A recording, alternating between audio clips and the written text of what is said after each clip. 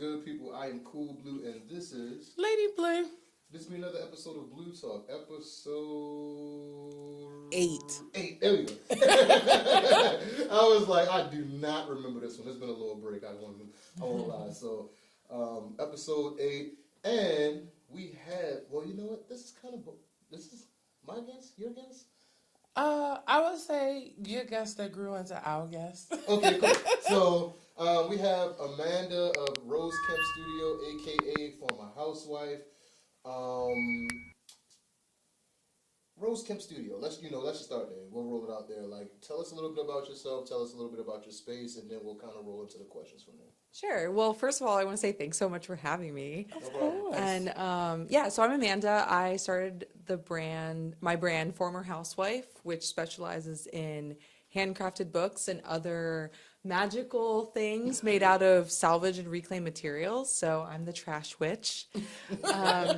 And earlier this year, I moved into Rose Kemp Studio and opened shop at the end of September. That is like a low-waste bookbindery and studio space and creativity shop. So I'm so happy to be here. Yay. Yeah. That's what's up. Give us some like what's one of your favorite items inside here? Because you create, which one of your favorite items inside here to craft, or that you know what? Let me rephrase that. What's an item that people come in and they look for and they don't necessarily like? It catches them off guard and they're like, oh, I didn't know you sold this. I think probably the handcrafted books are like one of my main features because they're all 100% unique. Each one is one of a kind because they're made from like the salvage materials. And so, yeah, they have a special place in my heart because I spend so much time with them. And then I find, you can see some of them back here, like I find the charms and I like cleanse them and charge them and pair them with other materials that I find. But I also really love, like, I've invited some other local makers and artists to have items in the space as well. So it gives me a lot of pride to be able to, like, showcase other people that are creating things locally in small batches with, like, sort of a mindful approach. So, yeah, I love everything in this shop. That's what, I very much, in a lot of ways, like, this is, like, I want to share the joy of creativity, but it's also like inner child healing for me. So I stock things in the shop that spark joy for me. Yeah. So, I really enjoy coming in and realizing that like all these goods I've kind of curated with that in mind. Oh, well, that makes it easier for you to sell it and for people to shop because you got a bunch of stuff you love. Yeah, I'm just like, and I kind of go through like, I don't know if you experience this, but sometimes I'll go through like music phases where I'm like, I'll have this album on repeat, like for like a couple weeks. And I feel that way about products too. Like there are certain products where I'm like, this is my favorite right now, but it's probably going to circle back to something else later. Yeah. That's pretty dope. Speaking of music, like side question, like what's one of your favorite artists? Oh my gosh. I have like a very eclectic music taste. What's one? That is a hot seat question right there. That really is. Like, well, we were talking about music. We were talking about musicals before this, so I'll claim it. I love musical theater. It's okay. Yeah, I love it. I love to sing, but anything I can really like move my body to is what I often gravitate toward. Yeah. I'll give a shout out to my love forever, which is Marina and the Diamonds, which is a dark pop artist. Well, she was formerly Marina and the Diamonds. Now she's Marina. But I don't want to geek out on, like, pop music right now. But, yeah, all kinds of music. I really like from all, like, eras, too. Like, really spanning. Yeah, I definitely have a lot of different songs on. Like, I like to make playlists that are, like, about a vibe. So it'll be, like, my sad day playlist or my, like, get pumped playlist. I need to start doing that. Yeah, it's good. Because then you're comforting yourself. You're like, these are songs that I want to hear. You kind of jabbed at it a little bit, but you like it was like she'll get like I don't have the patience. Yeah, she'll get like 10 songs in on like a playlist and just be like, I'm over it. Yeah, phase out of it. Yeah, I'm like a goldfish. I'm like, and the next thing. That's okay. Yeah. But one of the things I can say is that it's really cozy in here. So it's like I feel like you get a shopping experience just for walking in. Like I won't say it reminds you of like a nice, cozy, witchy living room. Ooh, I like that. like fall vibes. Like it's just like it's very calm here. It's very cozy. Like everything is relatable, but it's also like you're just comforted. Like, okay, I do want to shop around. Like I do want to look. Like you definitely make good use of the spaces. Like everything is something everywhere. Like nothing is just wasted space. And I think that's cute. Oh, thank you. Yeah, I've gotten like shop out of Harry Potter, or like yeah, definitely going for like the hidden gem vibes. Like I like to go into stores where, you know, you really have to like spend some time and like search for things, and then you like see it and you're like, wow, that's really cool. And I grew up like vending at flea markets and like being like super merchant vibes. So I love that sort of like, I want to have everything where you can see it, but the search is really fun. But I will say, cool witchy living room is a high compliment. Thank you. Yeah, I want to say like we kind of we kind of hit a few fleas. I know I do personally, but we've been kind of tagging flea markets for a bit now. At least I within love the past, flea like, market. 2 to 3 years. Yeah.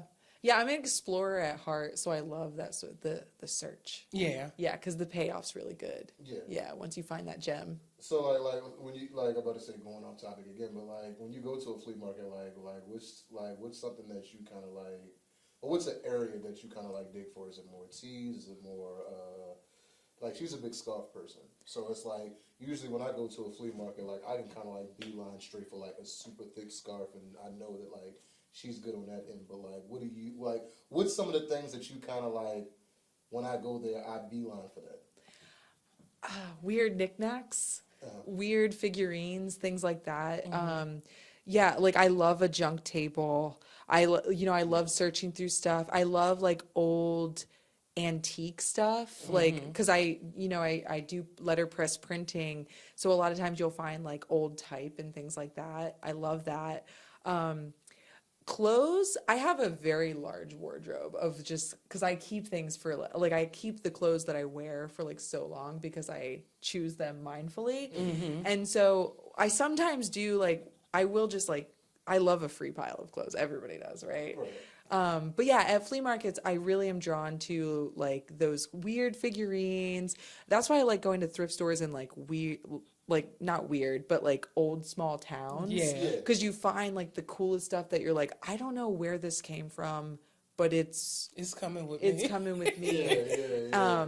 And I will say I love like a surprise bag too. Yeah. Like, you know, those fun, Yeah. you'd get like those like goodie bags that you don't know what's inside of it, and I'm like, yes, I'll spend my money on the surprise of it. I'm starting to realize there is a big like mystery bag box community because the stylist we just had on the show, she sold mystery boxes, and when I tell you those things like went like she was like after day 2 or 3, she's like, I'm down to my last few, and I'm like, people love that. Yeah, one of my biggest sellers over the holidays, I make these Nerd Magic goodie bags that are just like, it's a prize bag. It has like handmade book in it and all these different things. And I was having to make them again and again because people were just like, yes, I want a Nerd Magic goodie bag. Yeah. That's cool. Yeah. So one of the things that you introduced yourself is the Trash Witch. So did you give yourself that nickname? I did. Okay. Yeah. And I know that we've been talking about and you've been mentioning like how your books are like upcycle and things like that. But can you really explain like your process without giving too much away? Like how do you find those things to dub yourself the Trash Witch? Okay. Yeah. Well, I think that's a really great question. I love this question. So let me see if I can break it down.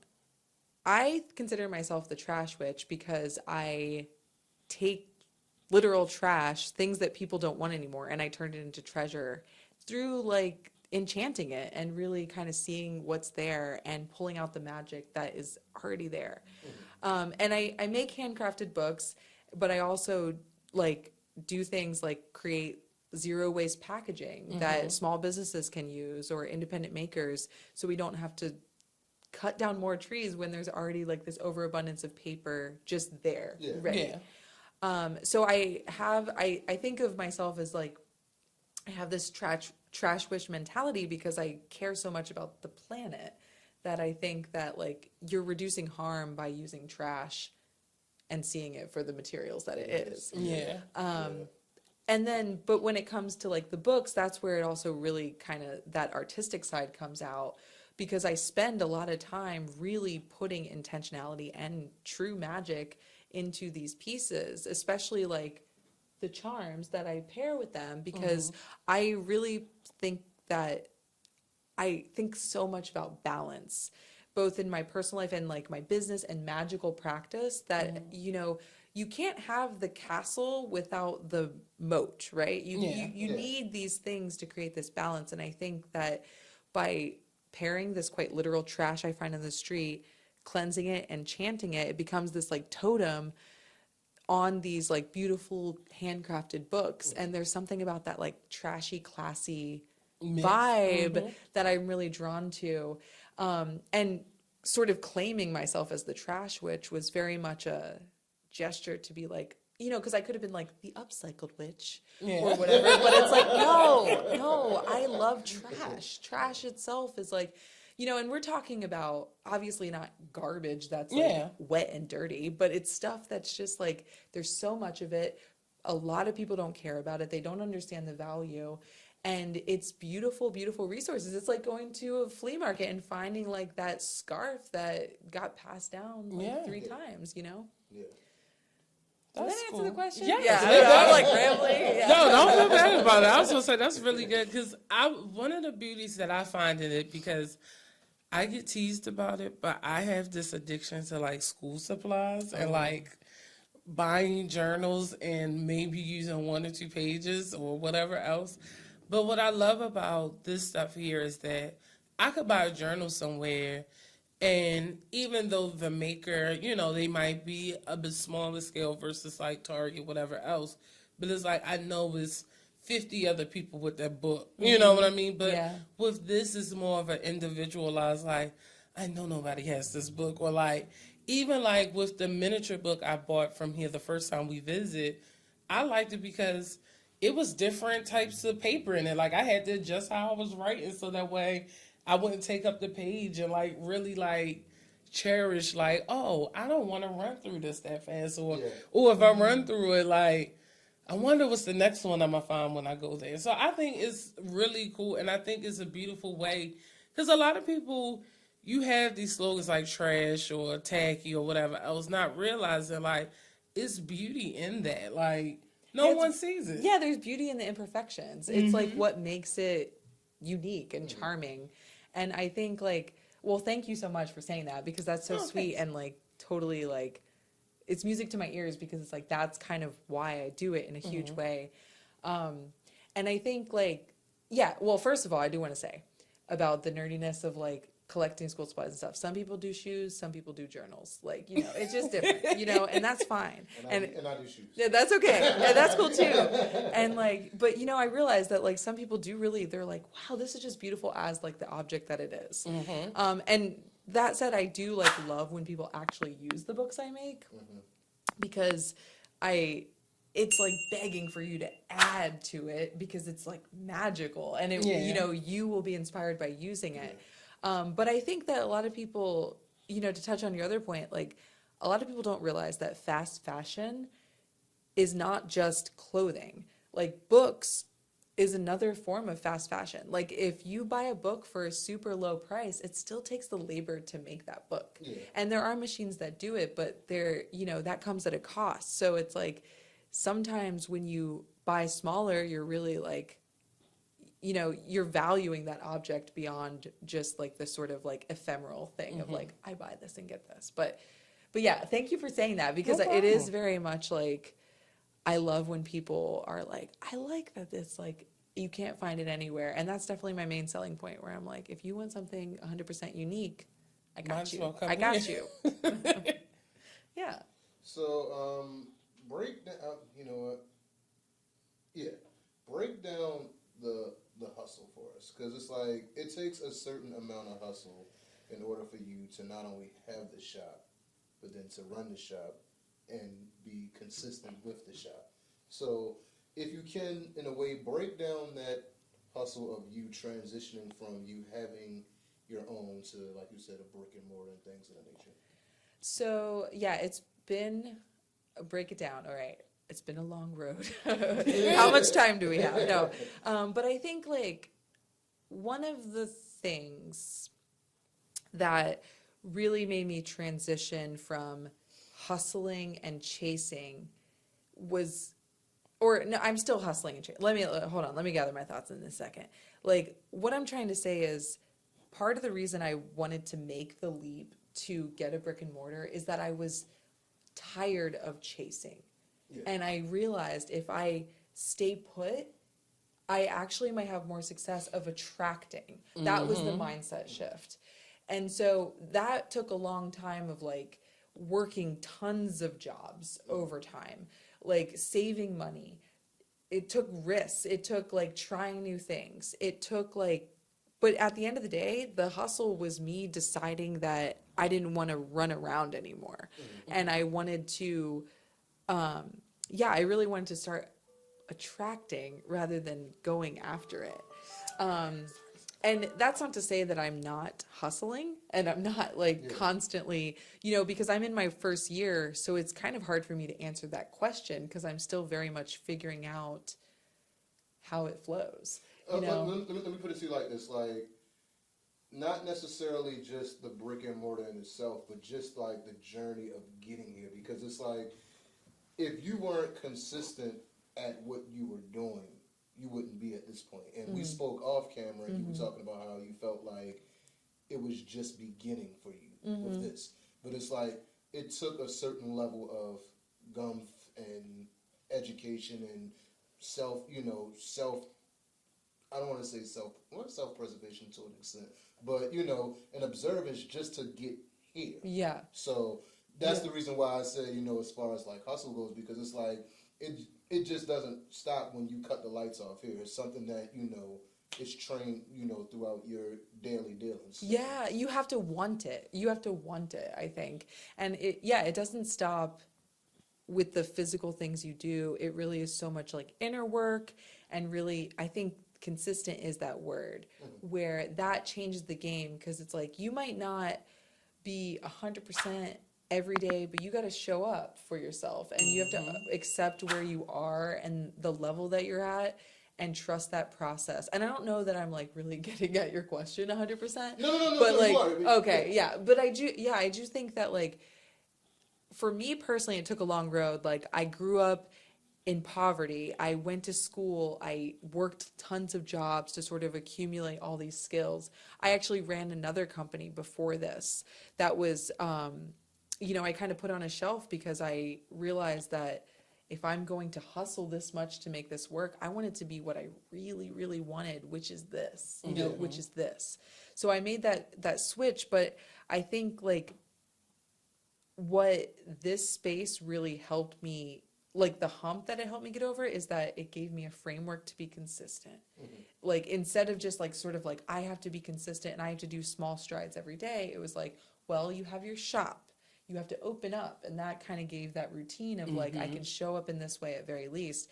And I do think like I'm learning, and I'm accepting that I'm learning. But yeah, it felt like a really long road getting to this point, and there were many points along the journey where I did not think that I was going to be able to make it.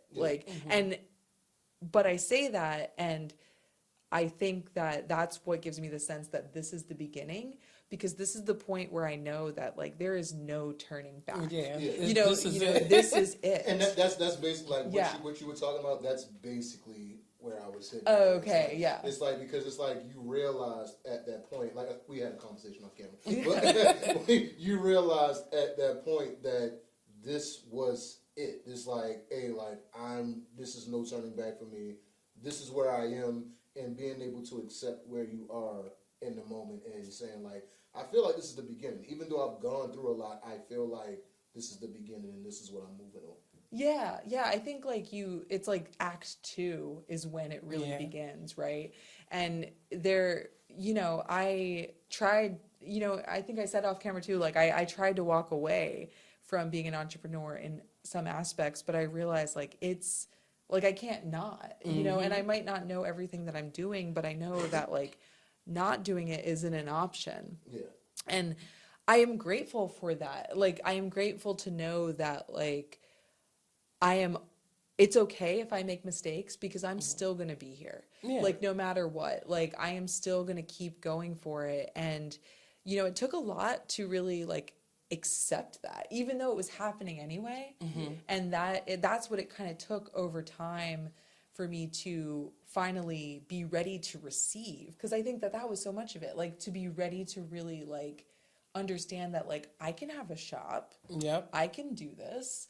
I can run this the way that I want to run Exactly. it. You know, and it doesn't have to check all the boxes. It doesn't have to meet all the like, you know, obviously this store is not like every store you walk into, and I like it that way. Yeah. I like that it's a little tiny store, and I mean not super tiny, it's big enough, but like you know, it's not tiny, but you know what I mean. I like that it's like a quaint cottage shop. I like that because it that's my vibe, and I'm good with that. And accepting that was like such a huge game changer. Yeah. So one of the things you said that I want to point out that I think is really good is that you said once you got your brick and mortar, almost like things fell into place.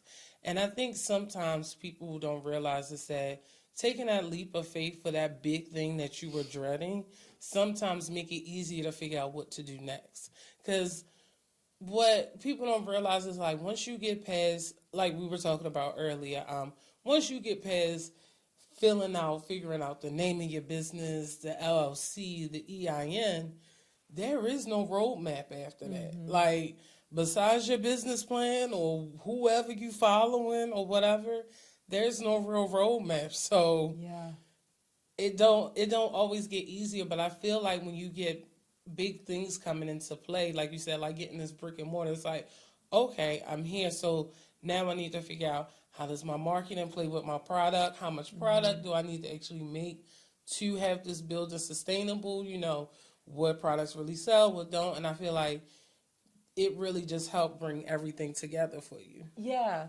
Well, and I do want to say that like I don't believe that you have to have like a physical space to like do that, but for me personally, what it did for me is it put something on the line. Like, you know, I had something on the line where it's like, okay, so if nothing else, you know, I have to show up to like make this work because I really worked hard to get it and I wanted to keep it.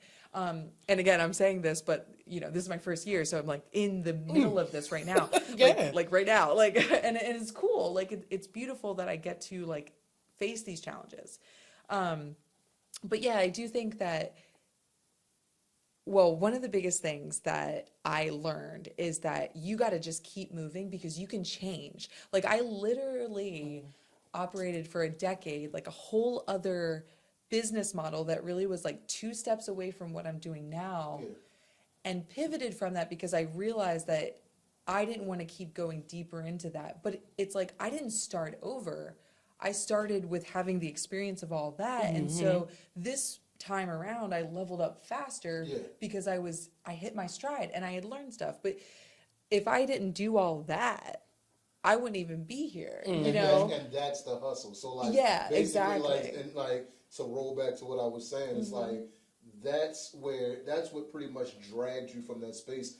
Having that mindset to say, okay, cool, this is where I was 2 steps versus this is where I am now. Even if you feel like you're starting over in a sense, it's like you understand where it is and you understand where it was. So it's like, even in that mindset, it's like, it's still a hustle in between that. It's like, you know, like, so a lot of times people mentally don't give themselves the credit that other, you know, people see more in you than what you see in yourself sometimes. Not all the time, but it's like people see more in you than what you see in yourself, and it's like you don't really give yourself enough credit in that space until you turn around and you're like, oh, this is where I was, you know, a couple of years ago. Yeah, I mean that's a good point. Like I mean I spent a lot of time sort of doing that, like giving more credit to like the external things than realizing that like I was the house. Yeah. You know, I was the house. You know, I don't have to tend it. I am the one creating these things. And I do think like that was also another shift where I realized like I deserve the credit And then it started sort of like flowing back to me when I recognized that, like, you know, I put in the work. I like, you know, and when you start over, it doesn't wipe the slate clean. Like, think about playing a video game. Like, you play the level several times, you get better at it. Like, you know what I mean? You get better at it. And I think, like, what I've seen holds so many people back is their like perfectionism. They want it to be 100% what they ideally dream of it being, but it's never going to get there if you don't start moving and doing it at the smaller level. You can't have everything all at once. Like, it's impossible. And I think, like, in a kind of roundabout way, being a bookbinder taught that to me. And that was also what I did in my previous business, but in a different way. But that actually taught to me, because if you think about a book as an object, it's greater than the sum of its parts. You can't experience it all at once. It's a paced thing. And it was like, books brought me along the way. Like, books almost pushed me from day one. And I knew that they're a huge part of my, like, sort of magic. Makeup. Yeah. So I don't know, like, the hustle is real, and it can get very, like, stormy. But if you just keep going through the storm, it will clear up. You know what I mean? Definitely. You know, and it's going to get stormy again. It is. Yeah. But you got to start to learn to love the seasons of it. And then it starts to just work better, you know? Yeah. But it's never easy. Or the It's not storm easy. don't seem as long. Easy is different than good. Easy is different than working, even. You know, easy is something that is cheap, that we pay for like, convenience comes at a cost, you know, but it doesn't necessarily give you the fulfillment that you want at the end of the day. So one of the things I want to ask you as well is, I know a couple of times you mentioned about being a sustainable business and really making sure that you do your part to take care of the earth. Did you find that it was difficult to build a business model around that?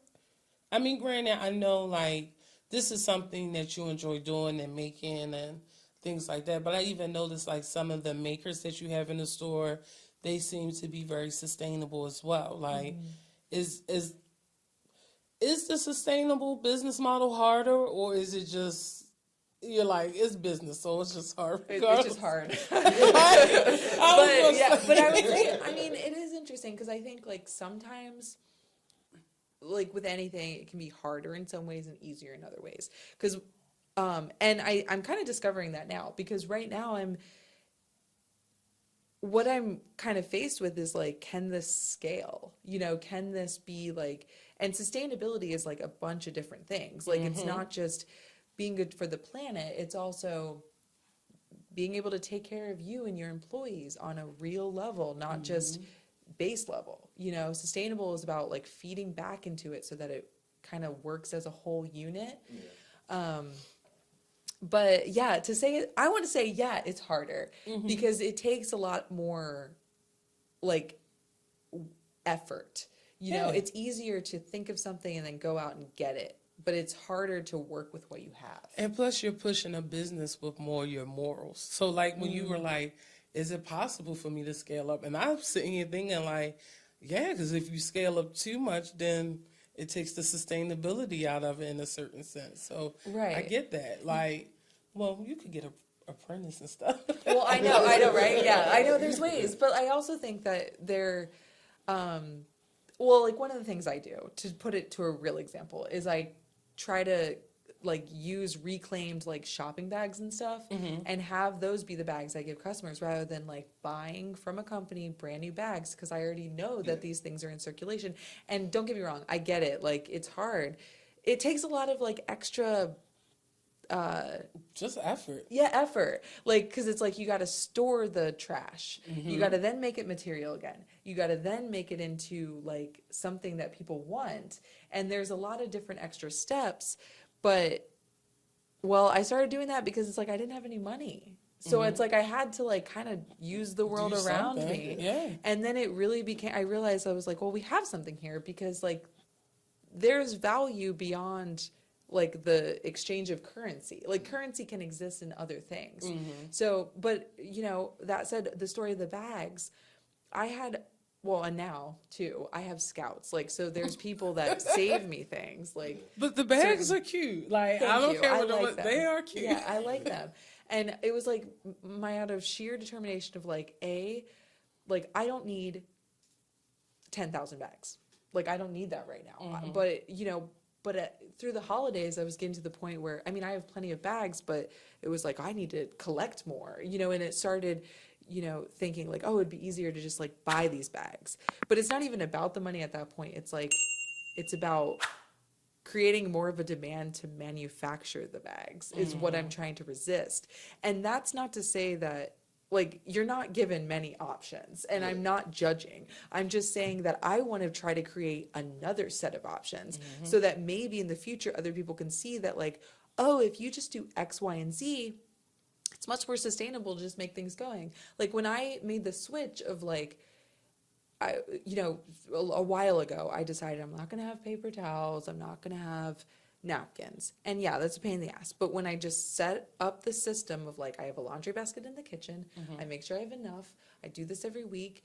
And after a while of doing it, it became second nature. And I'm not saying that you can make those small shifts. And, you know, I think that that's kind of the hard part of like, I'm kind of forging a path, because the way we are is we kind of. What did it say? It's like 14 days to grow a habit. Oh, really? It's Yeah. like this. Like, I think that's like my my trainer was telling me, it's like it takes 14 days to grow a habit, or at least to sustain a habit. So it's like good and bad. So Yeah. it's like, you know, like, so, you know, like if you're keeping that mindset going, you know, long enough, you know, like eventually it's gonna fall into play. Like, for me, for the longest time, like I used to hate. I'm not a morning person at all. Like, Me neither. At all. And I am. You are. I'm like that sweatshirt that's like, don't talk to me until I have my coffee. Like, yeah. So it's like I started working out with her in the morning, and it took me a very, very long time to just like scrape myself off the bed. And it's like I would just like have like these excuses like, the bed feel a little better today. Like, she really want me to get out of bed at this time. It's like, and it's like, then like when it started getting cold outside, it's like, who wants to go work out in the cold? Who wants to go do this? And it's just like, It's gonna be cold all day long. So yeah. So Right, it's like you start finding those excuses not to do things. So it's like, what made me start doing is like, all right, Mom, it would matter. I say I want better. I say I want better. I say I want better. So it's just like, you start to train yourself. It's like, do you really want better, or are you just saying that you want better? So it's like that discipline of and the consistency. So Yeah, I think that's totally spot on. But I also think that you have to give yourself grace, and that's like the hard-earned thing, because I can be pretty stubborn, you know, but there's some things where it's just like, okay, you know what? I'm going to go ahead and order some bookmarks that have my branding on it. That's just like easier, so I don't have to type up my business card every time you know what I mean? Like, you know, you got to let yourself have grace, because like we live, you know, and it's not just about like not using paper products or whatever. I think that you touch on the exact point of like, if you make something a priority, it'll happen. Yeah. Like, that's it. Like, if you make it a priority and you want it to happen enough, you can make it happen. And that's not like bootstrap theory or anything. It's just the idea of like, you can make these shifts in your life by creating the habit that you want to see happen. And it gets easier over time. yeah.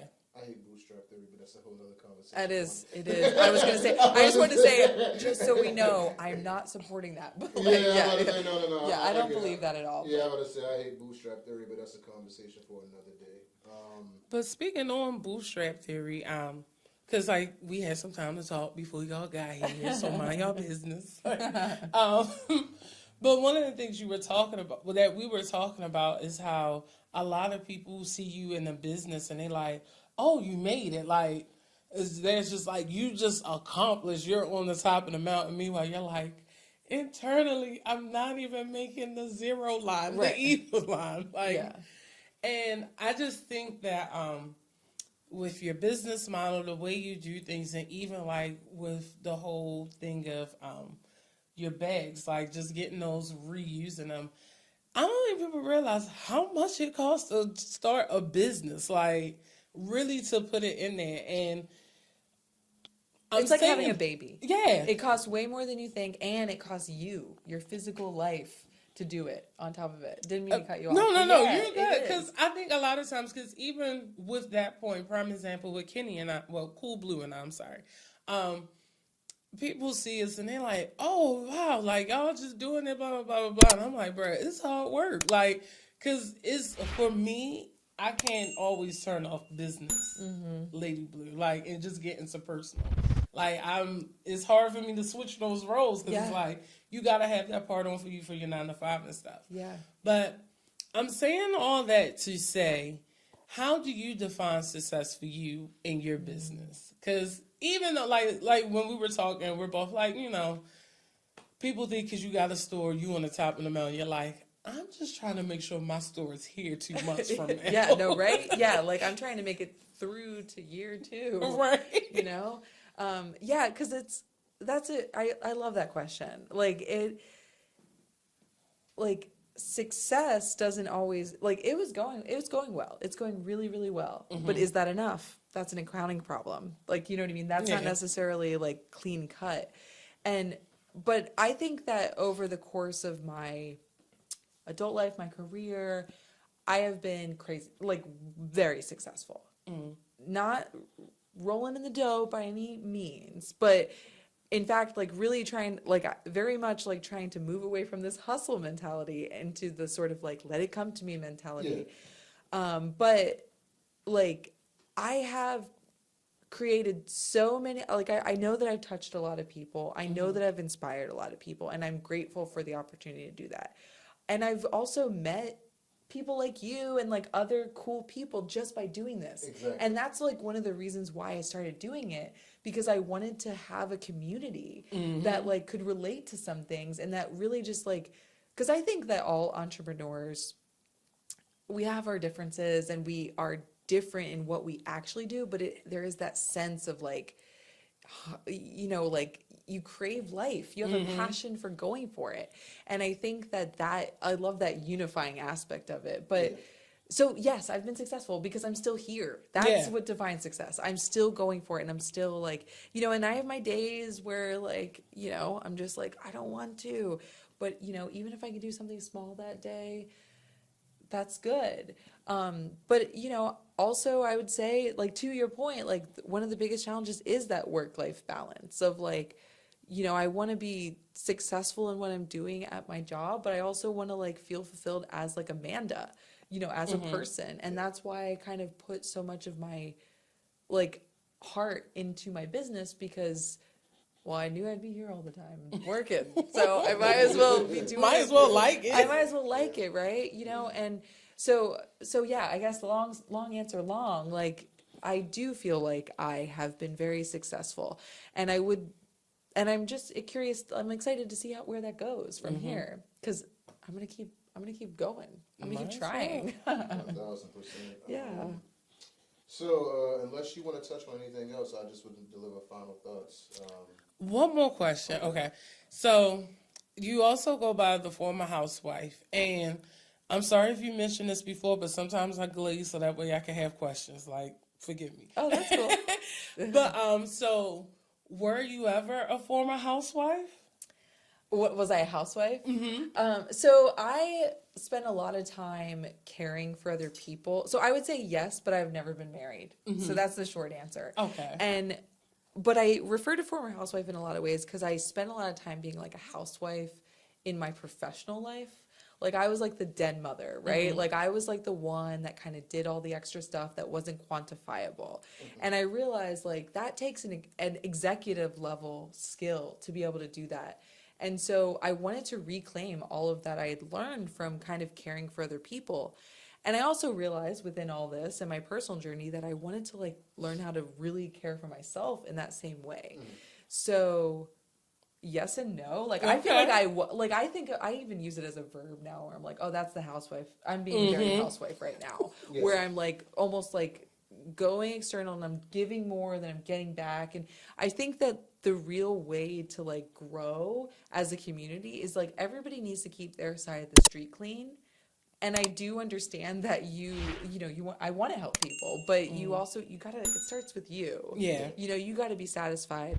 So, yeah, I was a housewife. I feel like I still am sometimes, it's a constant process, but that's what part of my name is too, where it's like, I want to be reminded that like, this is a journey and I'm never not going to be that. Yeah. But now I'm going to run it for myself. So I tell people, I'm like, I used to be a housewife, but now I'm the house. Yeah.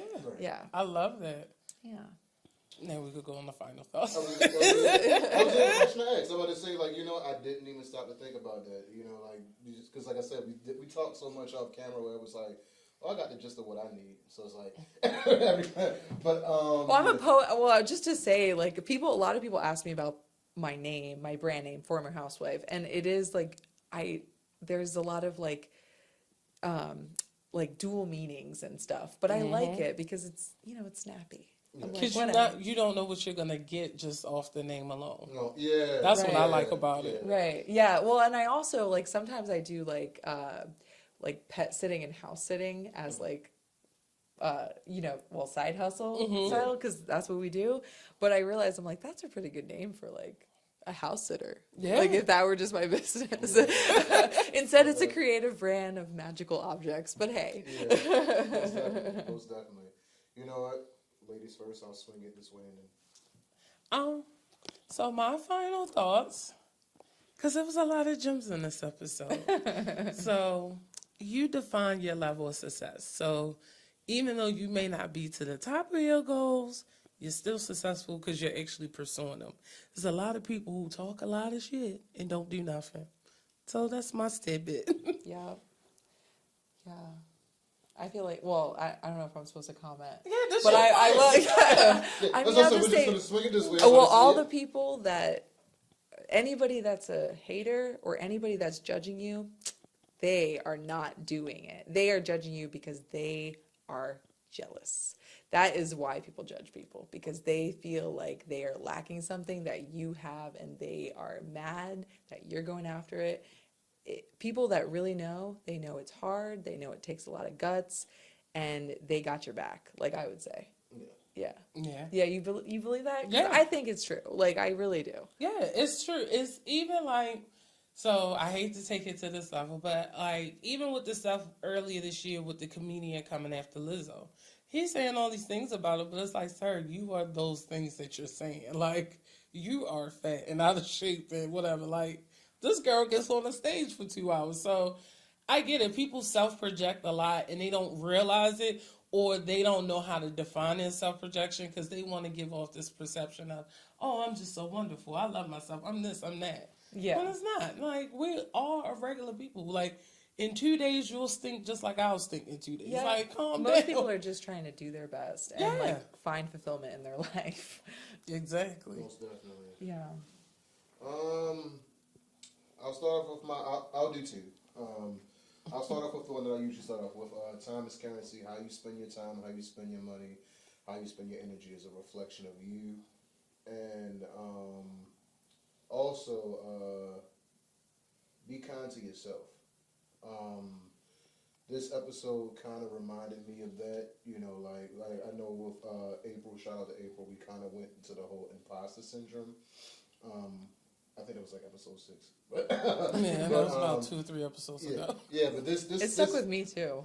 Yeah, this episode kind of reminds me of that, because it's like you have such a balance of self, whereas though like your success doesn't necessarily fall directly into money, and because of the country the society that we live in, everything with success usually correlates with money. So it's like, just to kind of sort of see that you can have that outside of that and actually like what you actually not like but love what you do, like that's meaningful in itself. So be kind to yourself. If you're out there, be kind to yourself. Truly, money's not going to make you feel better if you feel like shit. Yeah, it's not going to do it for you. It might for a second, but that's just like gasoline on a fire. It's not fuel. Yeah, exactly. And it's been another episode of Blue Talk. I am, of course, Cool Blue, and this is Lady Blue. And we'll see you the next go round. Anything in particular that you want to talk about? Pose? Or? So, Pose Workshop is on tour, y'all. So, I better see y'all out there. We are going to be in Greensboro, North Carolina, February 11th, 2023. And then we're going to be in Atlanta, Georgia, April 22nd, 2023, with some more dates to announce. So, can't wait to see y'all. And tickets available at www.1626beauty, BEAUTY.com. That's it. There you have it.